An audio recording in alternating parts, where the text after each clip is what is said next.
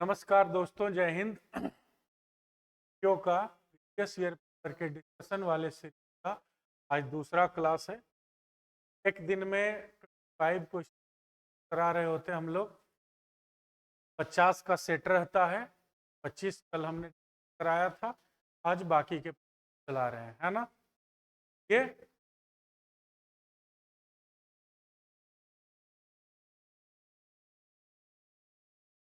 2023 वाला डिस्कशन हम लोग चल रहे हैं। जो भी सीरीज चल रहा है अभी, इंग्लिश का आ रहा होगा आपके पास या फिर मैथ्स का, रीजनिंग का है, सब लोग सेम ईयर का लेके जा रहे हैं। 2023 वाला डिस्कशन हो रहा है।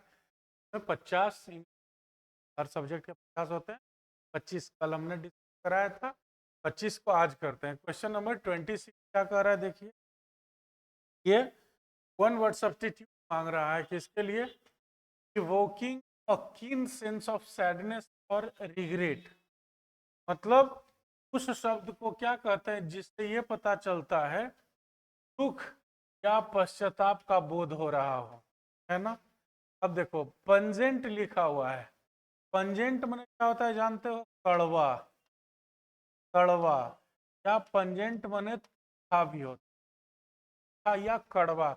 जैसे किसी को ये स्मेल नहीं अचानक से लगता है कि एकदम लगा कि पूरा मन खराब कर दिया, that is a pungent smell.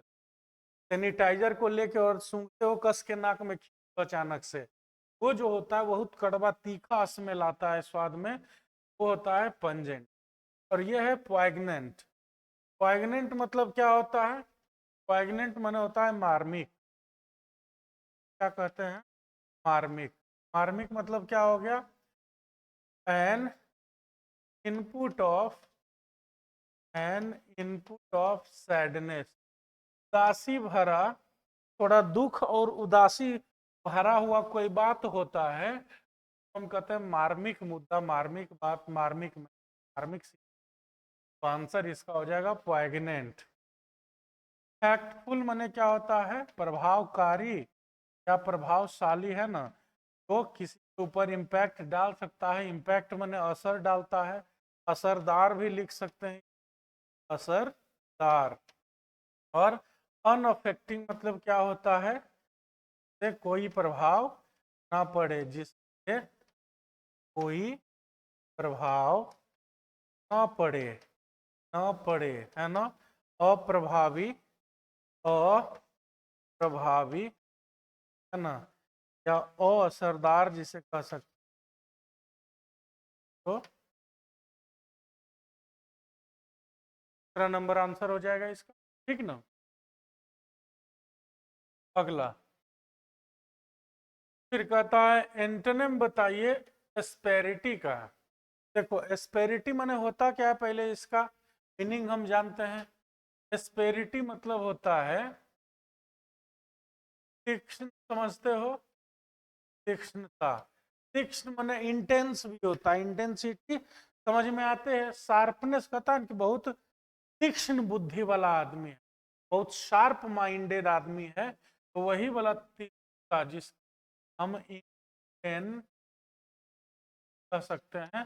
कुशाग्रता जिसे कहते हैं, शार्पनेस भी कह सकते हैं। अब लिखा हुआ है ऑप्शन में विरिलिटी। विरिल किसे कहते हैं? विरिल कहते हैं हिम्मत को। ये हो गया हिम्मत, माने हिम्मत रखने वाला जो होता है, हिम्मत। करेज, करेजियस, करेज, करेजियस से जुड़ा हुआ ये बात कर रहा है। इसके लिए हम क्या कह सकते हैं? जो ताकतवर होता है, ताकतवर के लिए क्या हम कहेंगे? ताकतवर के लिए कहते हैं ना, बहुत मस्कुलर बॉडी है उसका। मैस्कुलिनिटी मतलब क्या होता है? मसल वाला बॉडी जिसका रहता है, जिसके पास अथाह ताकत होती है, मस्कुलिन बॉडी वाला, तो वो विरिलिटी होता है। लिखा हुआ है सिविलिटी। सिविलिटी मतलब क्या होता है? सिविल माने क्या होता है जानते हो? ऐसे कोर्ट, कोर्ट वाला मत समझ। सिविल माने होता है सभ्य, आदत में। तो सिविलिटी माने हो गया सभ्यता या सभ्य होने का जो गुण होता है किसी के अंदर।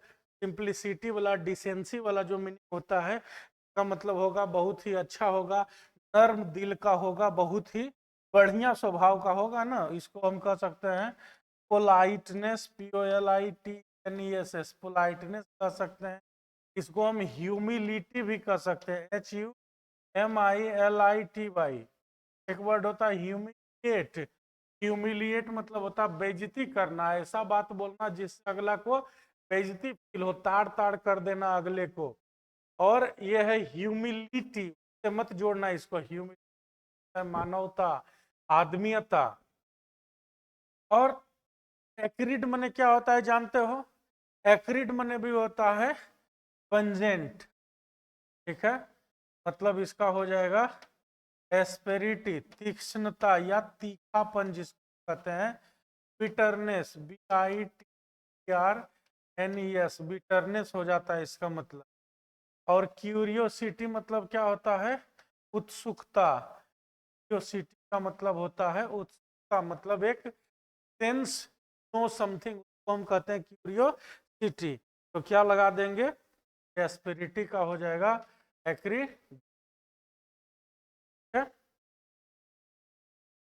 अपन सिविलिटी क्या है? एक सेकंड रुकना भाई, बोलते बोलते फ्लो फ्लो में लगता है हम लोग बह गए ना। चलो कोई बात नहीं, लोग ऑन स्टेज ही हैं, कोई गम नहीं। ये देखो ध्यान देना होगा, ये पूरा रहा एंटोनिम, हमने सबका लिख लिया लेकिन ध्यान नहीं दिया उस पर। का एंटोनिम, तो जो तीक्ष्ण होगा, तीखा होगा, का उल्टा क्या होगा? जो सभ्य होगा, सौम्य होगा, पोलाइट होगा, मुलायम होगा, ह्यूमिलिटी होगा। तो एस्पेरिटी का उल्टा होगा सिविलिटी। एंटोनिम पूछ रहा था, हम लोग सिनोनिम पे गलती से, कोई बात ना, बट है सबका मीनिंग आपके सामने लिख। अगला, तथा identify the correct antonym the following underline word. फिर से हम लोग को एंटोनिम लिखना है, ठीक है ना। ध्यान के लिए कह रहा है अस्प्राय। अस्प्राय मतलब क्या होता है जानते हो? अस्प्राय मतलब होता है फुर्तीला। अस्प्राय का मतलब होता है मतलब के अंदर से डलनेस बिल्कुल नहीं हो, जिसके अंदर सुस्तीपना बिल्कुल नहीं हो, जो एकदम एक्टिव हो, है ना। एक्टिव जिसको कह सकते हैं, स्पीडी, पूरा एकदम से फटफट हर जगह आ जा रहा है, सारा काम कर रहा है। लेजीनेस थोड़ा भी जिसमें नहीं हो, उसके लिए हम लिखते हैं अस्प्राय, माने एकदम स्मार्ट, प्लेफुल जो होता है ना, के लिए हम क्या लिख सकते हैं? स्मार्ट लिख सकते हैं, प्लेफुल लिख सकते हैं। प्लेफुल लिखने का मतलब क्या हुआ? तो ऐसा नहीं कि हो गया तो सोया हुआ है, भाई छोड़ो ना यार कल जाएंगे, नहीं, एकदम से एक्टिव पोजीशन में जो रहता है। और एथलेटिक बिल्ड मतलब क्या हुआ? एथलेटिक मतलब होता है एथलेटिक वाला खेल जो होता है। तो एथलेटिक बिल्ड मतलब एकदम बहुत मस्कुलर पावर, बहुत फैट नहीं है, एकदम फिट है एग्जैक्टली। तो फुर्तीला का एंटोनिम क्या होगा? अब देखो लिखा हुआ है एजाइल। एजाइल एजिलिटी को बताता है। एजिलिटी मतलब क्या होती है? फुर्ती। तो एजाइल मतलब भी हो जाएगा चुस्त दुरुस्त, जिसे हम कहते हैं दुरुस्त जाएगा। एजाइल माने फुर्तीला भी हो जाएगा। लेकिन हम ध्यान क्या देंगे, हमसे पूरा एंटोनिम, तो एंटोनिम तो एजाइल होगा नहीं। लेथार्जिक, लेथार्जिक माने क्या होता है? लेजी। लेजी माने क्या हो गया? इसका मतलब हो जाता है स्लूथ। स्लूथ मतलब क्या होता है जानते हो आप? स्लूथ का मतलब होता है, स्लूथ का मतलब होता है सूंघ कर पता करने वाला, है? मतलब जनरली क्या है, खोजी कुत्ता जो होता है, जो सिपाही उपाही अपने पास रखता है ना, सुपर डॉग जिसे कहते हैं, है ना, इसको क्या कहते हैं? पर डॉग के लिए जनरली ये वर्ड यूज किया जाता है। और वर्कोहोलिक मतलब क्या होता है? जो दिन रात काम का जिसके ऊपर नशा हो, है ना, जिसके ऊपर काम माने वर्क वाला काम का नशा हो, उसको हम कहते हैं वर्कोहोलिक। तो क्या हो जाएगा? फुर्तीला का उल्टा पूछ रहा है, तो फुर्तीला का उल्टा हो जाएगा लेथार्जिक, जो सुस्त। ठीक है, फिर अगला क्वेश्चन कह रहा है एंटोनिम का, एंटोनिम मांग रहा है डिप्लीट का। डिप्लीट का मीनिंग क्या निकल रहा है, देखो कह रहा है deplete old things has become fancy as it brings back old memories but at a high cost. अब क्या कर रहा है कि डिप्लीशन ऑफ ओल्ड थिंग। तो जब हम स्टेटमेंट को पढ़ते हैं और हम देखते हैं कि लिखा हुआ है ये ब्रिंग बैक मेमोरीज, अगर हम इसको गौर से देखें तो पता चलता है कि डिप्लीशन कोई ऐसा चीज है, कोई वैसा काम हो गया, इसका मतलब होता है कि आप किसी भी चीज को यूज कर रहे हैं या कुछ उसके साथ कर रहे हैं, सिखा रहे हैं उसको, तो एक फैंसी बिजनेस हो गया, क्योंकि it brings back old memories, मतलब जो चीजें पुरानी है। ब्रिंग बैक ओल्ड मेमोरीज का मतलब पुरानी यादों को ताजा करता है, तो पुरानी चीजों को डिप्लीट करते हैं। डिप्लीट माने क्या हो जाता है, कंज्यूम करना। कंज्यूम मतलब री करना, है ना। अब रीयूज और कंज्यूम करना, खपत करना, यूज करना, कम करना, उसके लिए एंटोनिम क्या होगा। तो अगर आप खपत कर रहे हैं तो कम होगा। हाई मतलब ऊंचा, ओल्ड माने पुराना, फैंसी माने फैशन युक्त, तो इसका क्या हो जाएगा, रीस्टोर, मतलब खपत नहीं करना है, फिर से रिस्टोर कर लेना है, जमा कर लेना है। इट का एंटोनिम हो जाएगा ऑप्शन नंबर 1 रिस्टोर। फिर अगला है select the most appropriate meaning of the given name.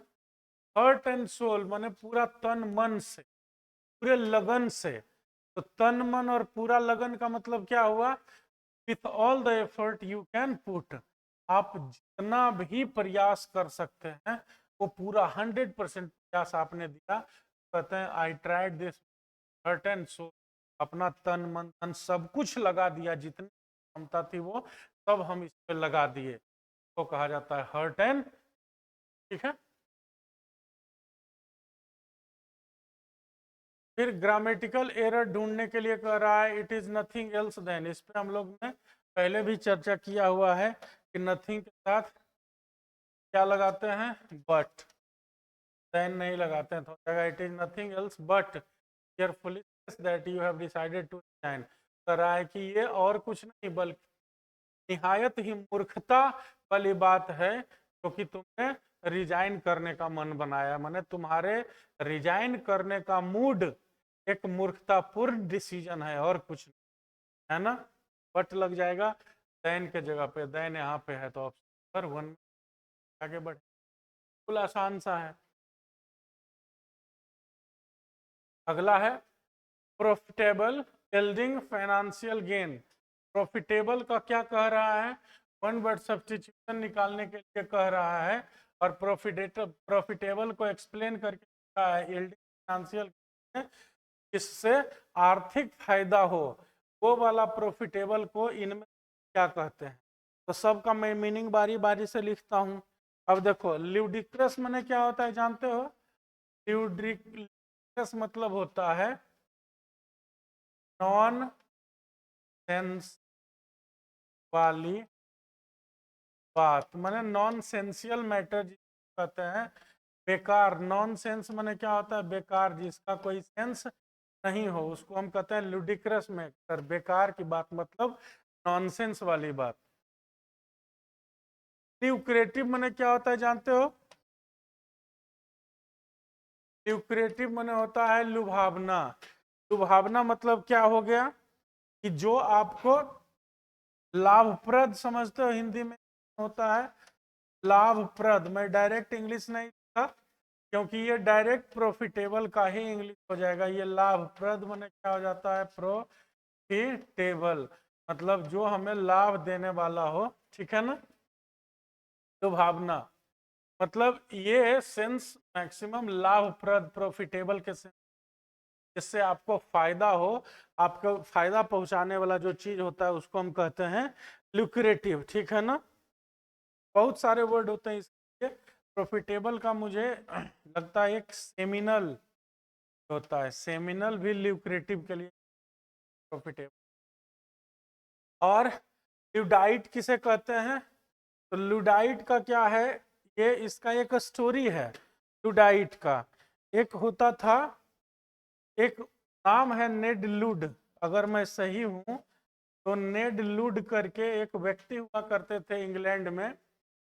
तो जब औद्योगिक क्रांति इंग्लैंड में हुआ, इंडस्ट्रियल रिवॉल्यूशन, तो कपड़े को लेकर के जो क्रांति हो, मशीन का आविष्कार हुआ था, तो उस समय नेड लुड जो है वो आंदोलन पे उतर गए थे बहुत सारे मजदूरों को लेके कि सिलाई मशीन का आविष्कार कर दिए हो, और बहुत सारी स्टोरी, बहुत सारे पैसे जाते हैं।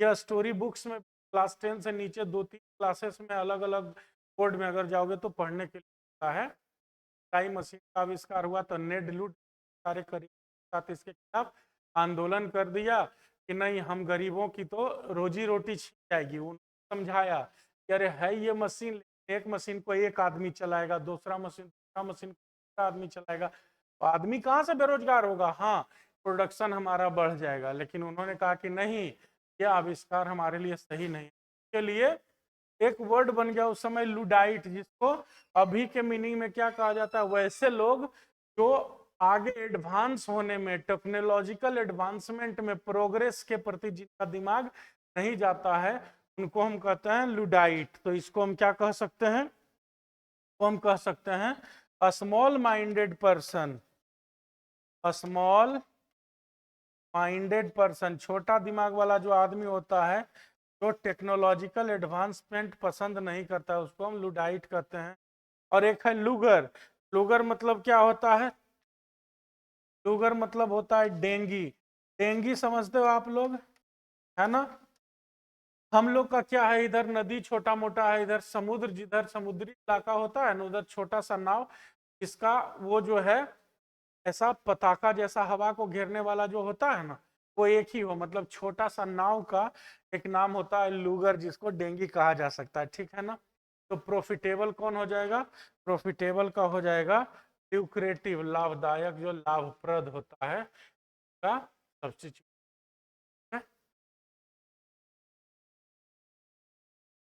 नाइन्थ कह रहा है select the most appropriate option. Some people are in the habit of sharing and bull story. अब क्या होता है, बुल स्टोरी किसके लिए लिखा हुआ है? Fox and bull story. अब फॉक्स एंड बुल स्टोरी किसे कहते हैं? फॉक्स एंड बुल स्टोरी माने क्या होता है? वुल्फ माने क्या होता है, पहले ये बताओ। वुल्फ माने क्या होता है? लोमड़ी। वुल्फ एंड बुल स्टोरी, ठीक है? तो वुल्फ है ना,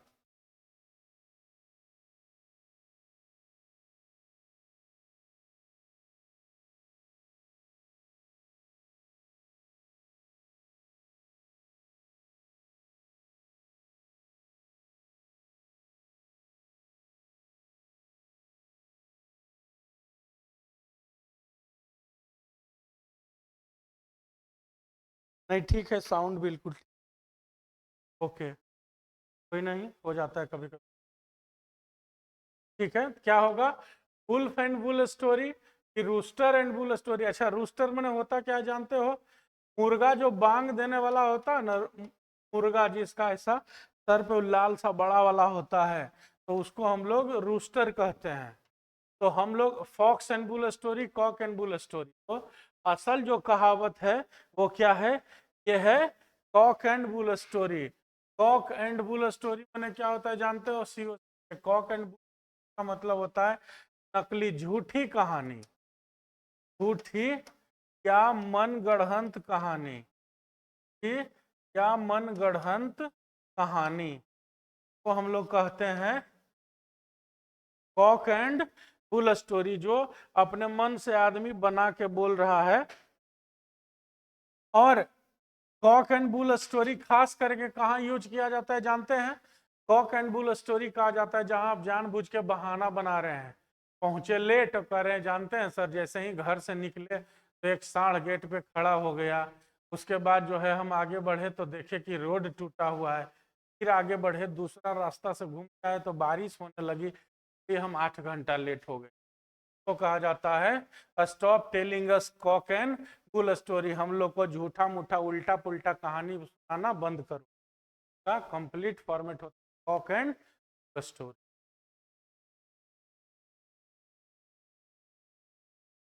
आगे कह रहा है इटालिसाइज्ड वर्ड को, इटालिसाइज्ड तो कोई लिखा हुआ नहीं है, क्लोजल का आ रहा है।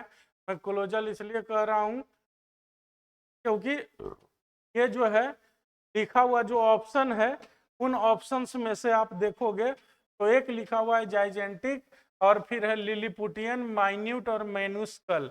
लिलीपुटियन मने भी होता है बहुत नाटा, बहुत छोटा, साइज में बहुत छोटा या नाटा होता है तो हम लिलीपुटियन कहते हैं। माइन्यूट मने भी होता है सूक्ष्म, माइन्यूट मने भी सूक्ष्म होता है, और माइन्यूस्कल मतलब भी होता है बहुत ही छोटा, बहुत ही छोटा या बहुत ही सूक्ष्म। और जाइजेंटिक मतलब होता है विशाल काय, बहुत बड़ा विशाल काय। ये हम लोग पहले भी वर्ड कई बार कर चुके हैं, विशाल काय, है ना। तो कोलोजल मने भी होता है विशाल काय, कोलोजल मने भी होता है विशाल काय, या इसी को हम भव्य भी बोलते हैं, बहुत बड़ा भी बोलते हैं। कोलोजल मतलब विशाल काय, भव्य या बहुत बड़ा भी होता है। तो कोलोजल का सीनो क्या हो जाएगा, जाइजेंटिक हो जाएगा, बहुत बड़ा, भव्य या विशाल हो जाएगा। अगला है कह रहा है अंडरलाइन इडियम का मीनिंग बताइए। अंडरलाइन कौन है, स्टेटमेंट लिखा है with toddlers to handle and house help at no house help at her disposal. तो लिखा हुआ क्या है, लिखा हुआ क्या है, लिखा हुआ क्या है यहाँ पे देखो, टॉडलर। टॉडलर मतलब क्या होता है जानते हो, टॉडलर माने होता है छोटा गोद में खेलने वाला बच्चा, नवजात शिशु को हम लोग टॉडलर कहते हैं। तो दो टॉडलर जिसके पास है, दो नवजात शिशु जिसके पास हो, और नो हाउस हेल्प माने घर में मदद करने के लिए कोई नौकर चाकर नहीं हो, तो उसके लिए Shilpa can never put her house in apple pie order. Apple pie order माने होता है सुव्यवस्थित रखना। अब आप ही सोचो, इसका घर में दो छोटा छोटा बच्चा रहे और नौकर नहीं रहे, उसका घर कितना व्यवस्थित रहेगा, उलट पुलट होना ही है। बुक सरिया के रखोगे तो बेडशीट उखाड़ के फेंक देगा, बेडशीट सरियाओगे टीवी कबाड़ के फेंक देगा, कुछ ना कुछ कबाड़ते टूटते रहेगा। तो एप्पल पाई ऑर्डर मैंने होता है एकदम सही तौर तरीके से सजा के रखा हुआ, तो उसको हम क्या कहते हैं, कंप्लीटली मेसी, पूरा एकदम गौच पौच हो रखा नहीं, स्मेल प्रूफ, दुर्गंध प्रूफ नहीं होगा, कंप्लीटली अरेंज। तो ऑप्शन नंबर।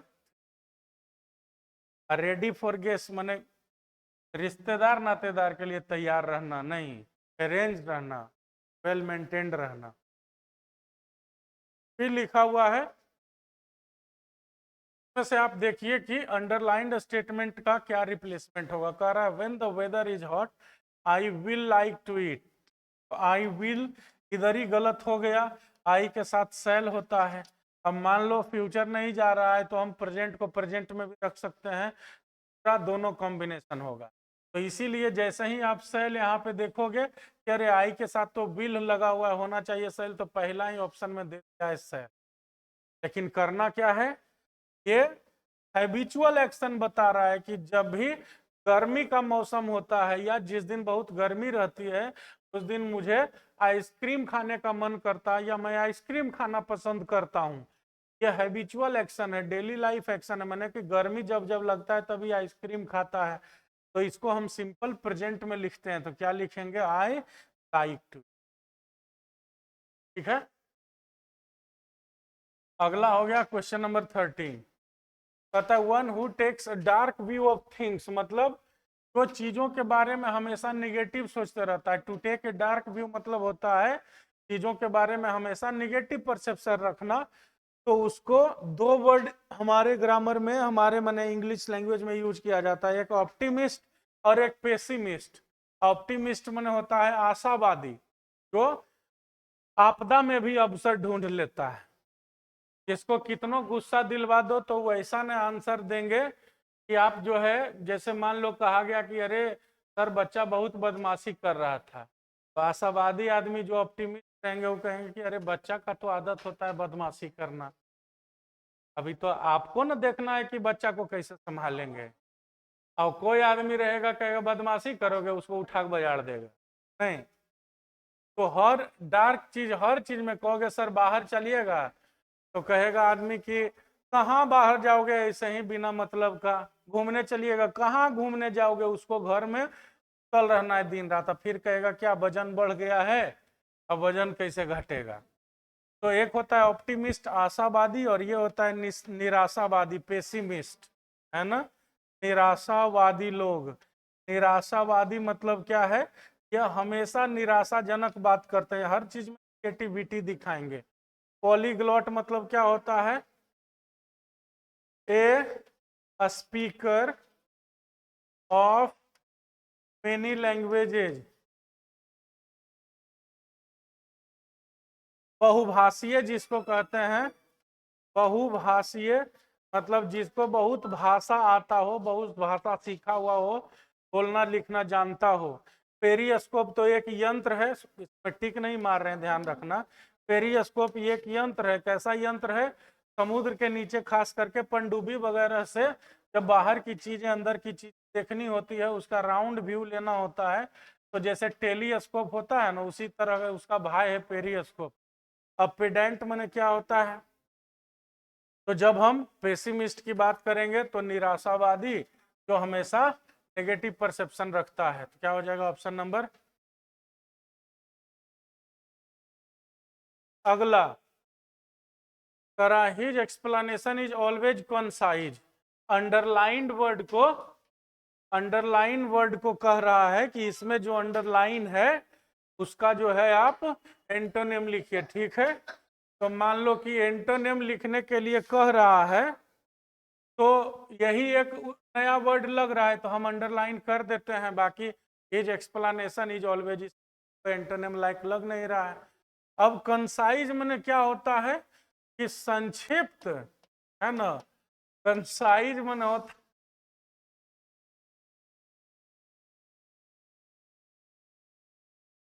होता है, मान लो अरे इसका है अंडरलाइन, है ना। अंडरलाइन तो मान लीजिए लाइन का एक छोटा सा बात है, नहीं लगा तो लगा दो, लाइन लगाने में क्या है, यहाँ तो लाइनें लगिए रहा है, एलपीजी के लिए लाइन लग रहा है, आधार कार्ड के लिए लाइन लग रहा है। संक्षिप्त परंतु सटीक, है ना, तो कहते हैं कंसाइज। तो उसका उसका जो है उल्टा कह रहा है, तो क्या होगा, फ्रैंक मने होता है बिना लाग लपेट के क्लियरली बोला गया, बिना किसी एक्स वाई जेड, बिना प्रीफिक्स अफिक्स का जो क्लियर है, कट टू कट बोली, उसको फ्रैंक बोलते हैं। प्रिसाइज इसका सिनोनिम हो जाएगा, प्रिसाइज और कंसाइज दोनों सिनोनिम हो जाता है। और लेंदी मने समझते हो, जा रहा है जा रहा है, खत्म होने का नाम ही है नहीं, नहीं, आदमी को जहां बोलने दे दिया भाइयों बहनों शुरू हुआ, उसके बाद वो बंद होने का नाम नहीं लेगा, तो उसको कहते हैं लेंदी। इसका उल्टा होगा, कंसाइज होता है संक्षिप्त परंतु सटीक, और लेंदी मतलब होता है सही है कि गलत है कोई पता नहीं, खाली 12 किलोमीटर तक बोलने जा रहा है। तो ऑप्शन 3 हो जाएगा। इंटेलिजेंट तो आप हैं ही, तो बताने का जरूरत है। हाँ, अब कह रहा है कि जो सेंटेंस नीचे दिया हुआ है उसमें अंडरलाइन के साथ कुछ खेला करना है। क्या लिखा है, as Simon had already been the park he led the way for the other children, to lead the way मने आगे आगे लीडर बन के गया, बच्चा को बोला चलो हम लेके चलते हैं पार्क घुमाने के लिए। यहाँ पास्ट लिखा हुआ है ना, तो आगे सारा जितना भी कनेक्टेड वर्ब है सब पास्ट में रहेगा, तो LEAD लीड होता है V1, इसका V2 क्या होता है LED लेड, ठीक है ना। तो वहां लीड नहीं लेड होना चाहिए था, ऑप्शन नंबर 3 हो जाएगा लेड द वे, इधर पास्ट तो उधर भी पास्ट होना चाहिए। आइए, अब आ गया है प्रभु कहानी, है ना।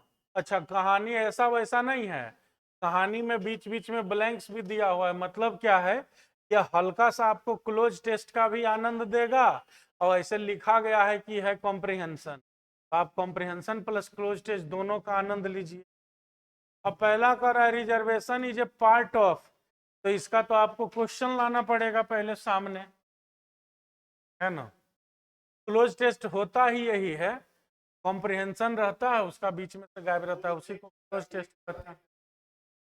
हाँ, क्लोज टेस्ट में जो है वो ब्रैकेट आपको हाँ अंतिम में हो सकता है दे दे, हालांकि बीच बीच में खाली स्थान देगा। पहला में कह रहा है prohibition of discrimination article 15 reservation for equality constitution, तो ये टाइटल मांग रहा है, हम लोग को आगे जाना पड़ेगा। कह रहा है select the most appropriate option to fill in the blank number 1, ये चारों में से ब्लैंक नंबर 1 में भरना है। अब आप चारों का मीनिंग पहले देख लो। इफेक्टिव माने होता है प्रभावशाली, इनइफेक्टिव माने जिसका कोई प्रभाव नहीं होता है, डायरेक्टिव मतलब पथ प्रदर्शक दिशा निर्देशक, और करेक्टिव माने सही करने वाला। तो रिजर्वेशन क्या है,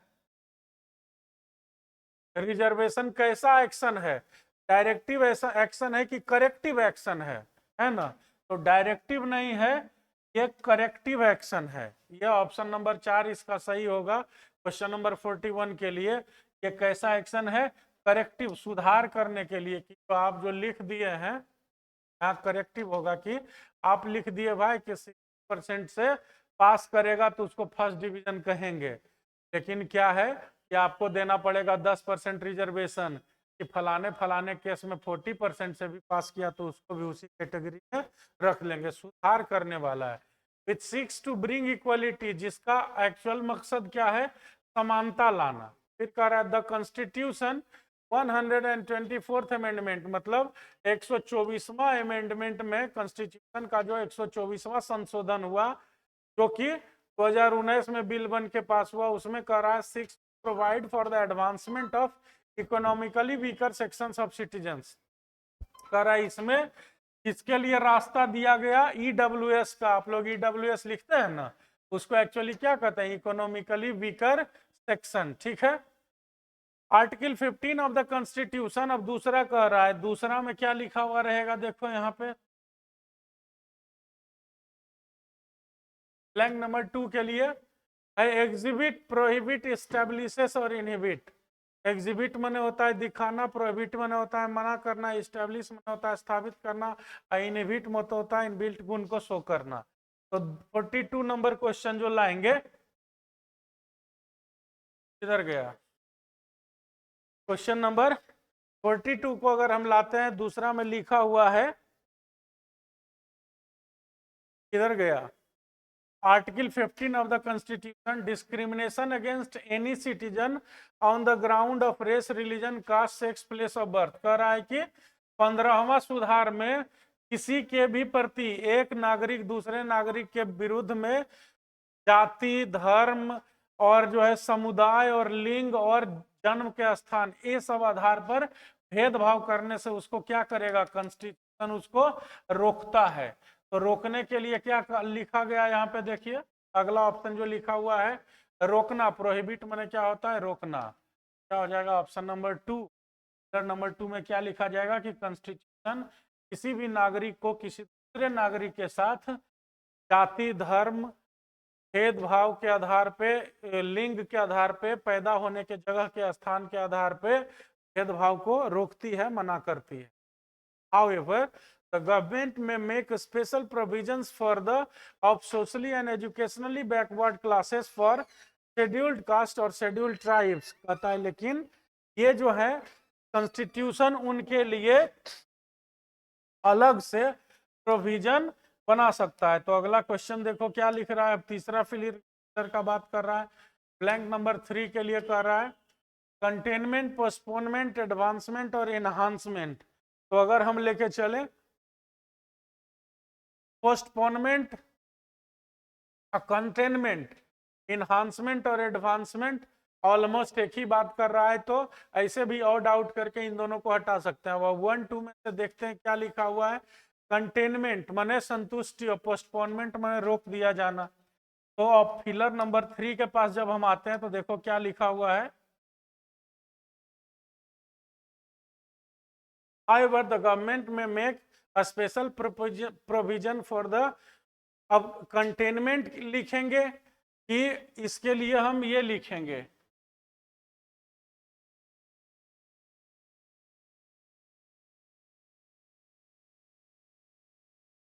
पोस्टपोनमेंट लिखा हुआ है, ठीक है ना। तो क्या कर देंगे उसके लिए, हम उसको पोस्टपोन कर देता है, उसको रोक सकता है, वो आगे जाने से उसको करने से वर्जित कर सकता है। तो होगा आर्टिकल 15, सॉरी किधर गया, हाउ एवर द गवर्नमेंट में make a special provision for the postponement, रोकने के लिए of social and backward classes और फॉर शेड्यूल क्लास और schedule tribes, for the postponements advancement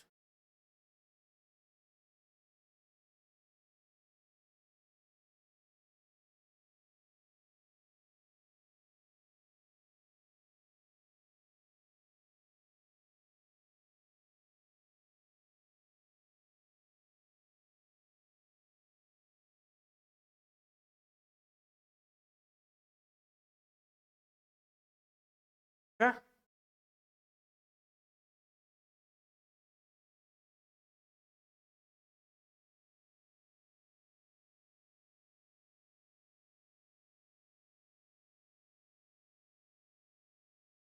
advancement होगा, ऑप्शन नंबर 3 हो जाएगा 43 का। 44 कह रहा है ब्लैंक नंबर 4 के लिए, ब्लैंक नंबर 4 कहाँ पे है देखो, ब्लैंक नंबर 4, ब्लैंक नंबर 4 यहाँ लास्ट में कह रहा है further up to 10% of the seats may be for such sections for admission in educational, तो 10% सीट कह रहा है, तो रिजर्व करने की ही बात कह रहा होगा। तो अगर हम आगे देखते हैं स्लाइड नंबर 21, यहाँ देखते हैं क्या है, रिजर्व लिखा हुआ है, तो इसका ऑप्शन नंबर 2 हो जाएगा। फिर आगे एक और क्लोज टेस्ट दिया हुआ है,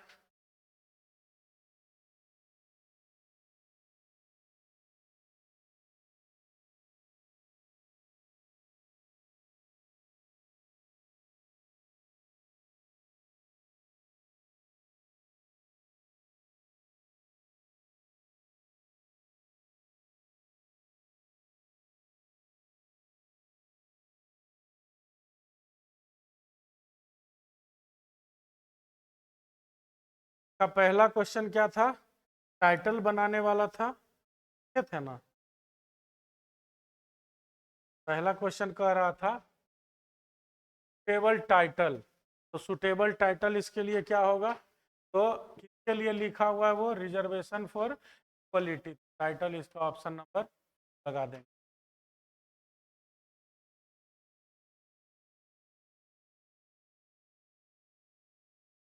तो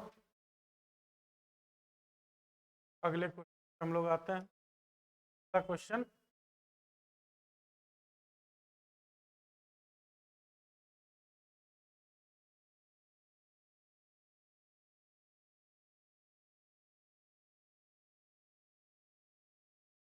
है ना।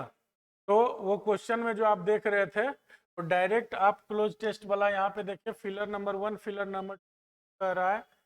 तो मैं एक ऐसा काम करता हूँ, है a broad definition of wetlands, 196 कह रहा है वेटलैंड्स इकोसिस्टम। अब ये जो लास्ट का है, लास्ट में बच गया आपको 2 3 4 और एक 5 क्वेश्चन, है ना। तो हम लोग कर लेते हैं 1 2 5, यहाँ से अगर हम चलें स्लाइड नंबर,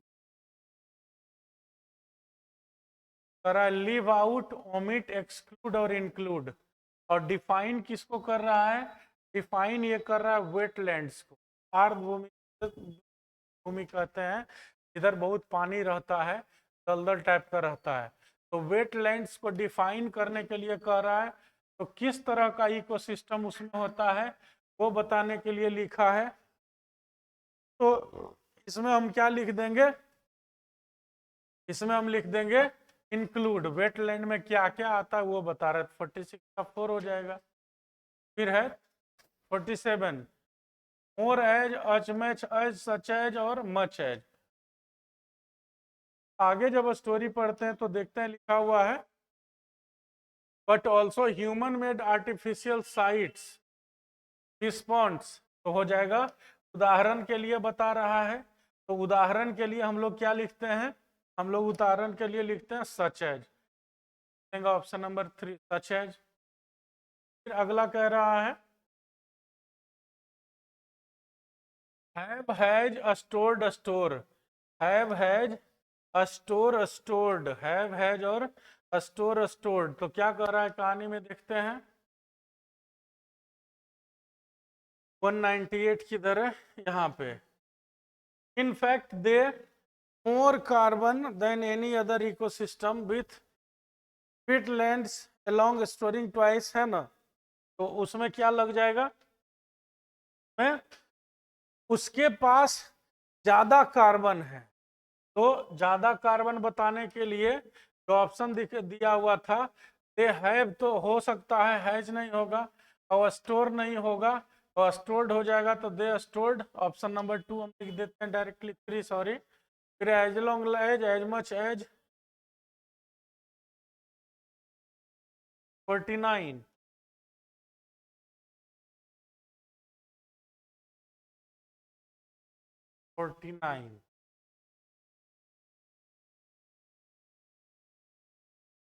कोई बात नहीं है क्या, अगले बार से इस है ना। More carbon than long staring twice as much as जैसा ऑप्शन है, एज मच है। और फिर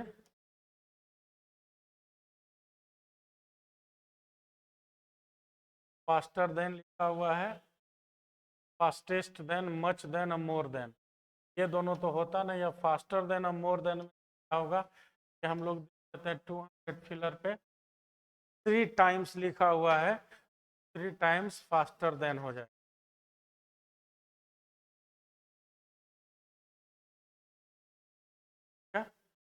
तो क्या हो जाएगा, क्या हो जाएगा टाइम्स।